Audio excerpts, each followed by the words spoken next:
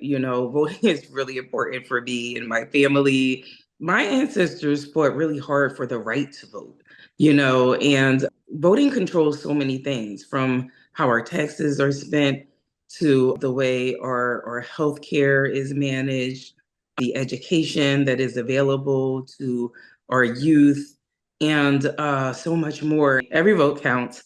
Pennsylvania is an important swing state in just about every presidential election. Philadelphia has a large and growing Muslim population. So I like to say that, the Muslim community in Philadelphia had played a huge role in electing the last president. And I think they will play a huge role in electing the president in this election cycle as well. And so I definitely feel that my vote counts and that the work that I do around mobilizing voter participation in the community is important as well.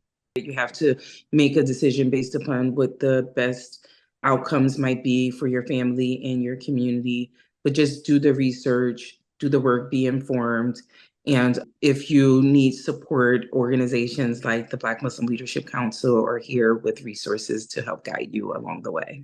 I just want to encourage everyone to not be discouraged. Don't ever feel that your vote doesn't count, that your vote doesn't matter, that your civic participation doesn't matter. It does. Your vote is your power, and you should never give up your power. I think my vote, it's definitely weighing on me in particular. I mean, I'm in a swing state. When you look at the Dearborn vote in particular, there's about 50, 60,000 Arab American, Muslim Americans that will be voting in the election. So ultimately, there's so many parts of this election that we will be deciding. And ultimately, I think it comes down to the community to say who is actually meeting our needs. As a third culture kid, as somebody that sits between two places, it's really reconciling what that looks like. So my why has always been community advocacy. I'm so privileged to be from Dearborn, Michigan, the city with the highest concentration of Arabs outside of the Middle East, the city that is this beautiful immigrant story, but it's also so connected to our homeland. So right now, today, with everything happening in the Arab world, you walk through Dearborn and you feel this collective grief.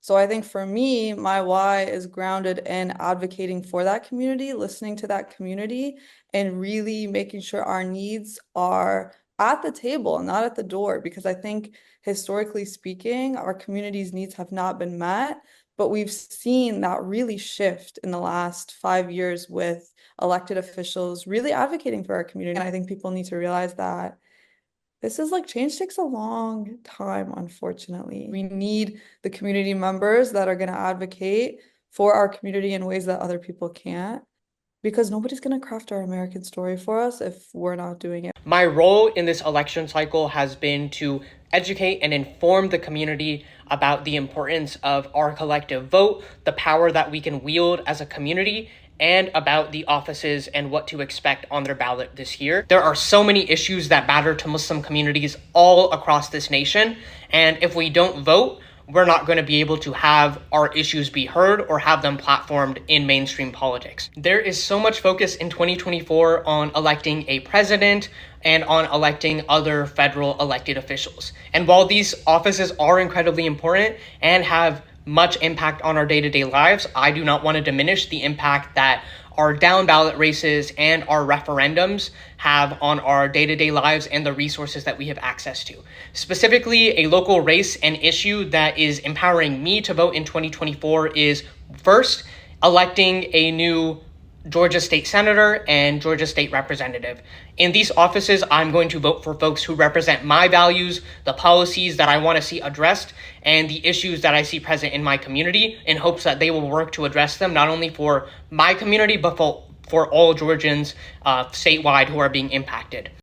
So I see my role pretty clearly in this election cycle as someone who runs an anti-violence organization.